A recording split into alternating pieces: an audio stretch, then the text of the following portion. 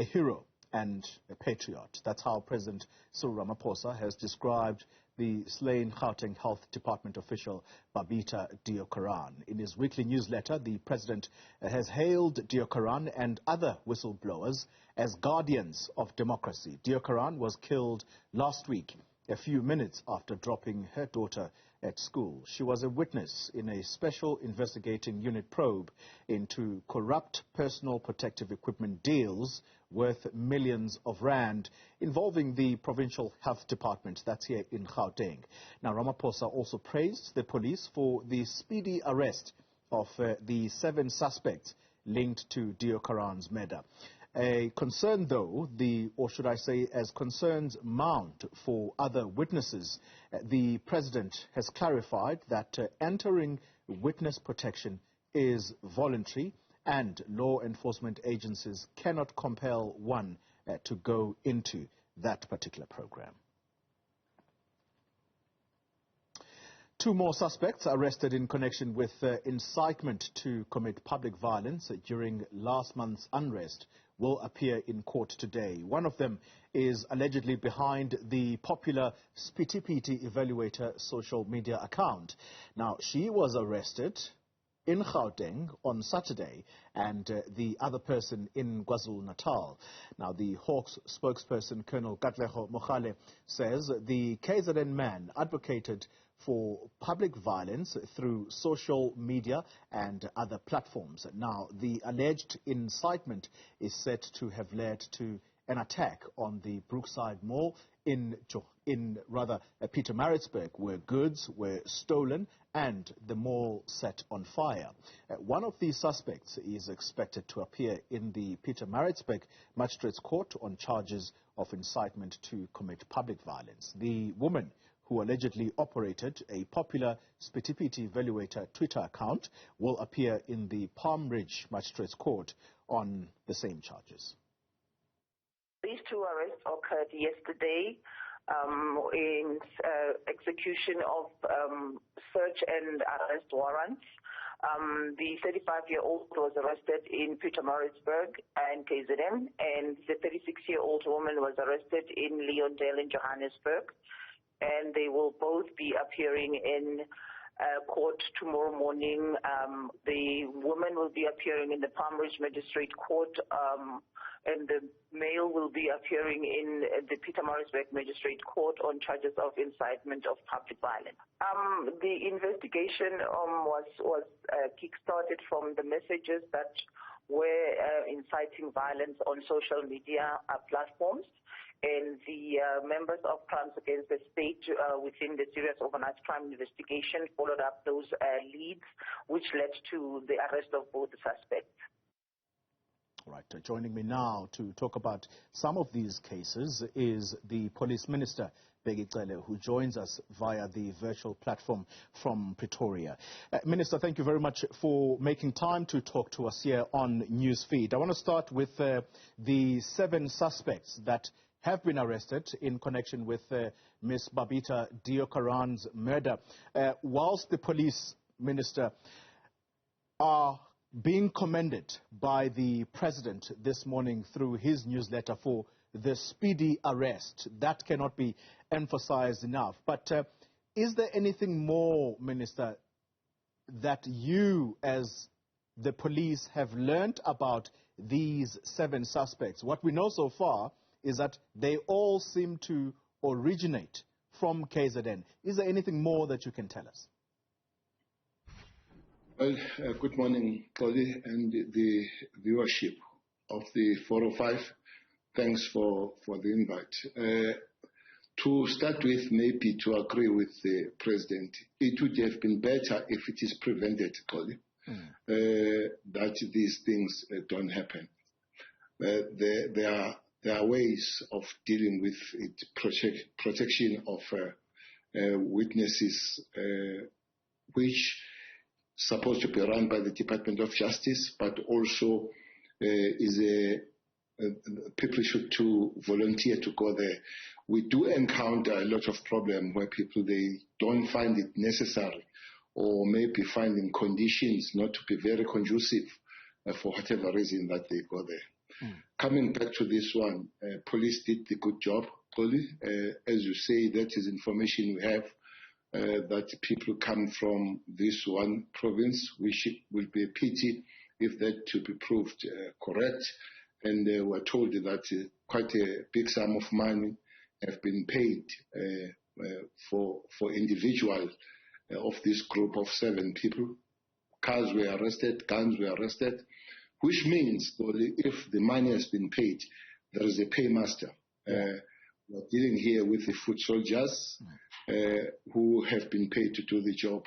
I think the real prize then for the police now is to find the paymaster and why this paymaster pays so much money, as it is alleged that is quite a sizable amount of money. Yeah, Minister, as you mentioned, if there is a paymaster, or should we say a mastermind, that would seem to suggest then that this was a hit that was ordered from somewhere. Is that what your investigations are leading towards, that the motive here may have been that Ms. Deokaran is assassinated for whatever reason? Well, the indications, Cole, is that this is a hit.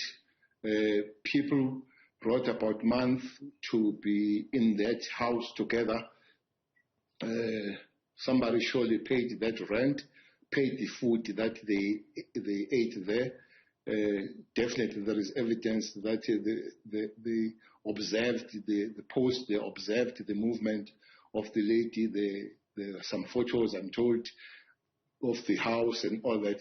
Clearly, it was a hit. They did not just meet her in the morning and got angry for whatever reason, pulled the gun and all that. So it tells you that is an operation that has been quite expensive to keep those people. Why such a big number? Maybe they will tell us why such a big number, including paying the money. It will be something very awkward if it is not a hit and somebody has ordered it. And for what? That's what we need to find. The amounts you've already touched on, Minister, they range between 2 to 4 million rand if media reports that we saw this past Sunday are anything to go by. Are you able to tell us that your investigations at this stage are edging towards finding that person who may have ordered this hit? Well, as I've said to you, Paul, that it's obvious that somebody paid the money. These guys did not pay themselves. As we talk, they talk about amount of 400,000 each, which is a substantial money to pay that money for 7 people. That will be a lot of money. So obviously, maybe with the cooperation of some, that would have been a fact by now. But what we need then to pursue is to find where the money came from and who paid the money and why. Minister, the President has been speaking on this particular case of Ms. Babita Deokaran, and he is making it clear that as the fight against corruption gathers momentum, it's quite clear that whistleblowers are going to need protection.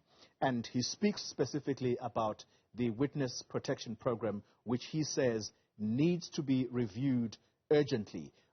Is there something that is being done by the police to try and, I think, either boost the way that the Witness Protection Program is working at the moment?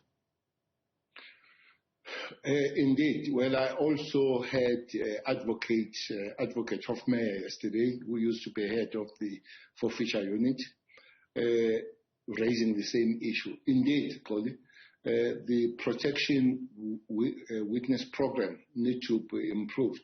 Maybe that, in the words of the President, which are highly supported, but also beyond the question of the whistleblower and people that are talking on corruption. There are many other cases that are not solved and resolved because of witnesses perishing.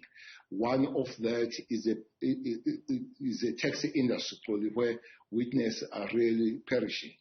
Some of them would be the gender-based violence itself, though it's not bad as this one, as tax industry and the cash heist and the house robbery, the organized crime, witness do perish. So we fully agree with the President. But the witness protections program is led by the Department of Justice. So, but we work as a cluster is one thing that we need to put on the agenda. For now, together with the Defense Minister, I chair that cluster, which is going to be one of the topical issues to see how to improve that situation. It does exist, but it looks like it's a weak system at the present moment. Yeah, Minister, there is also, though, something of an embarrassment, particularly to your department. Media reports some time ago came out to say that not only were governing party officials possibly involved in the killing of the late Sindiso Makaka, but that also the police officers may have been involved in planning that particular murder. And that again talks to the witness protection program that is run by law enforcement in our country. I can remember Mr. Zulu, who had to force the Minister of Police at some point in order to protect him, but then he ended up not trusting the system. That should be shameful, though, Minister. Well, as I'm saying, the gentleman in the death of Sindiso Makaka was offered the protection on the system that I have explained. That is a Department of Justice where he did not like to volunteer in that particular time. Maybe today is a day to say the Minister of Police was found wrong by the PP of not having protected that individual. I don't know where the PP took that law, where she got that law, because that law is very clear who protects. I'm told that he did not like to go to that program. But the question you raised of the death of Sindiso is under investigation. Again, there are people that are arrested. There is suspicion, that there might be a bad hand of bad elements, bad apples of the state agents that were involved in that particular thing. But that case, I know for sure, is being investigated in a very sensitive stage. Maybe it would be okay to keep it there for now. All right. Minister, may I ask that you stay exactly where you are? We're going to take a short break. When we return, we're actually going to ask the Minister about the two suspects or two people that have been arrested who are behind social media accounts that allegedly instigated the July unrest. The conversation continues in a bit. You're watching Newsfeed AM. We're talking to the Minister of Police, Bheki Cele, talking about the various cases that are before the courts today. Minister, let's go to the one now that involves two people who were, or should I say, who are behind social media accounts that are seen as having been responsible for inciting violence. One of those is the one called Spiti Piti Evaluator, about 60,000 followers this account has. How solid is the police's case against these two people? Well, police will tell you, Toli, that the case is solid when they arrest you. There are two cases. One will be in Maritzburg, one will be, I guess, in Germiston. Original was Palm Ridge, but has been shifted to Germiston. I'm told that will be a lady called Spiti Piti at Afrosol. Afrosol, that is his her Twitter account. The lady, I'm told, originally comes from one of the towns in KZN, and she's married now. You say 60,000, yes, she has been 59,999. She has grew about 6,000 since she has been arrested. One interesting point about her is that somebody has already paid 20,000 rands for the lawyers. So she seems to be having a lot of influence. Maybe police will be spreading around her. Talking about that July unrest, Minister, you have had time to reflect, particularly on the police's performance. Is there anything that stands out for you that you would like to see improve within the police service?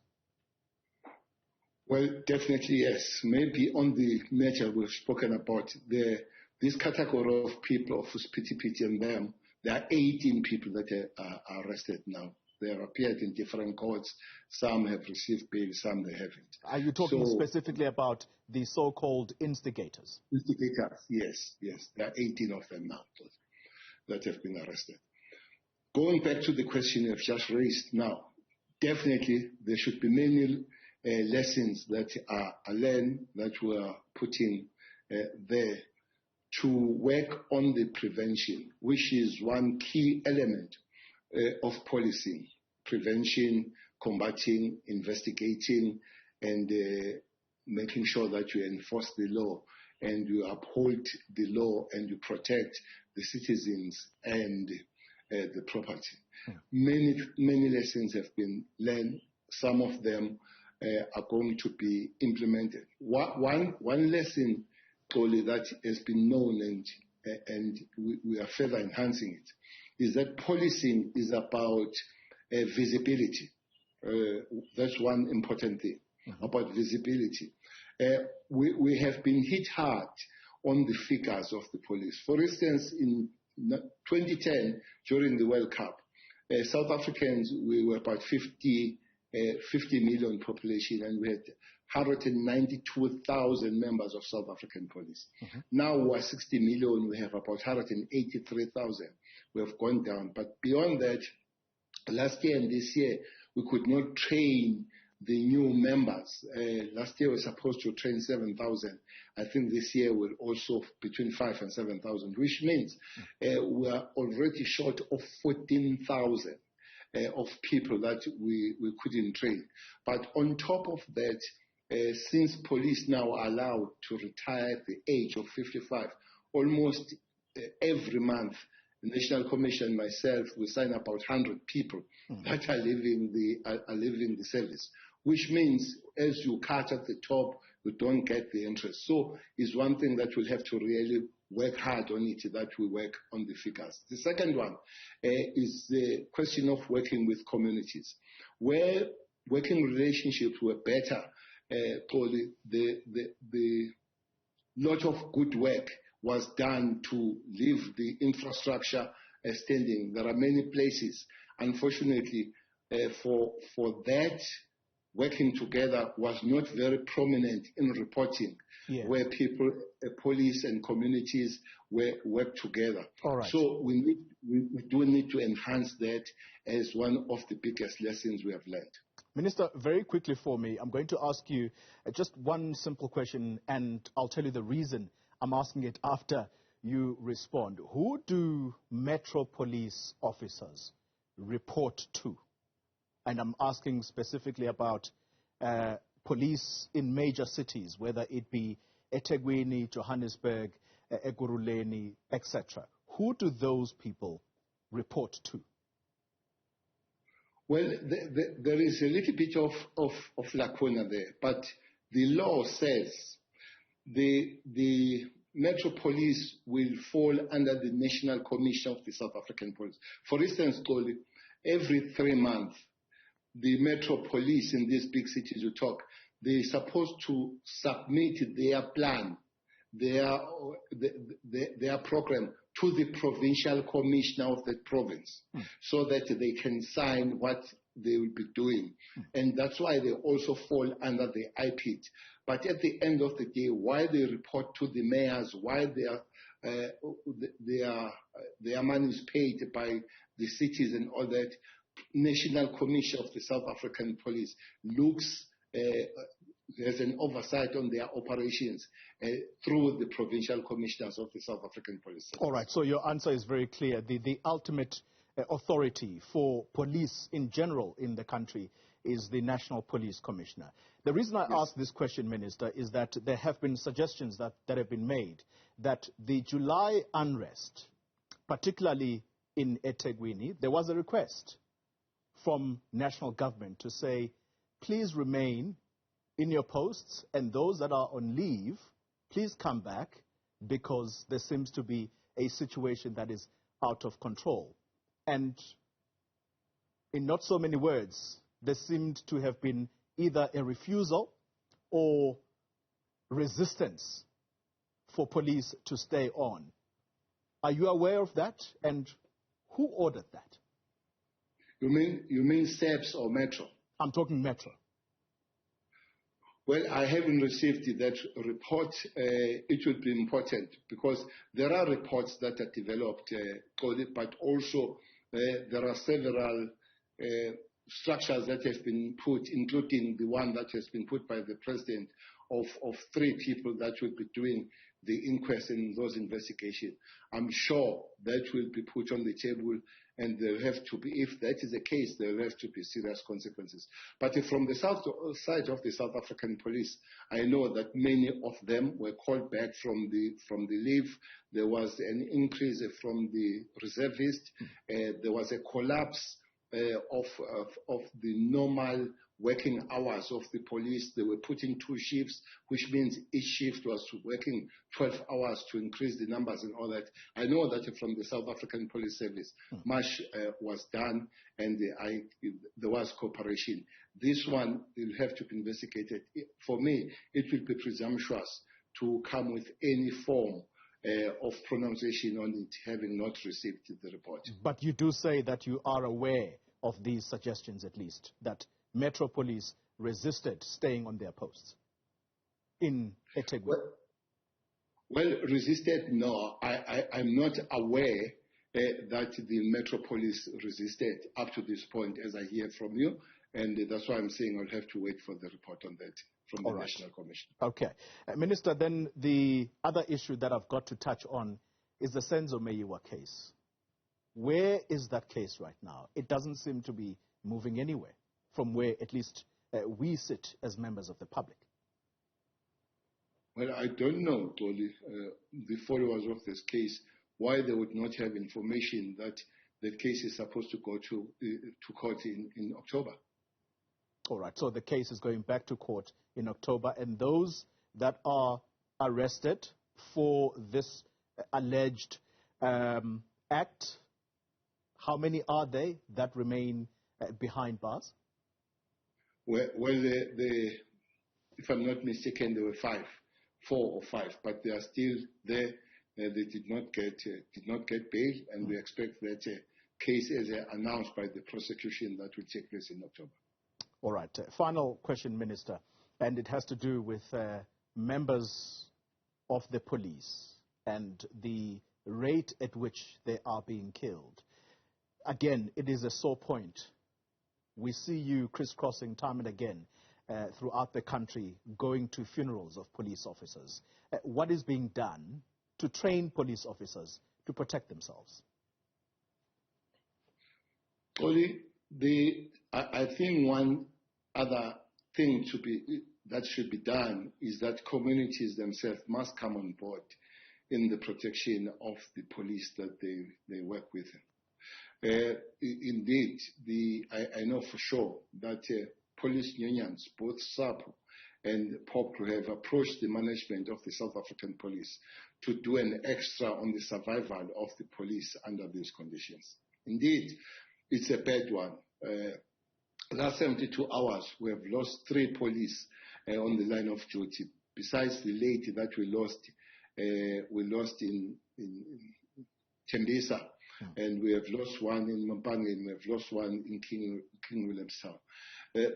My only problem and cry, especially with the lady from Tembisa, we did not just lose the officer. We lost a community activist.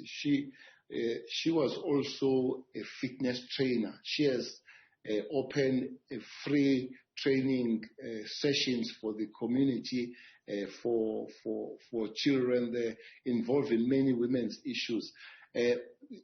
My cry is that it doesn't look like the matter of the police does take a center stage as it would have happened with other kinds of matter. That's a calling on your own clan, the media, calling on the communities to say those good police like those, there must be some noise, there must be some cry, there must be some clarion call to say they need to be saved. So it's both the community issue and the management issue and the ministry and the leadership of the police to say police must be safe. Police Minister Bheki Cele, thank you very much for your time, sir, and we do appreciate it indeed.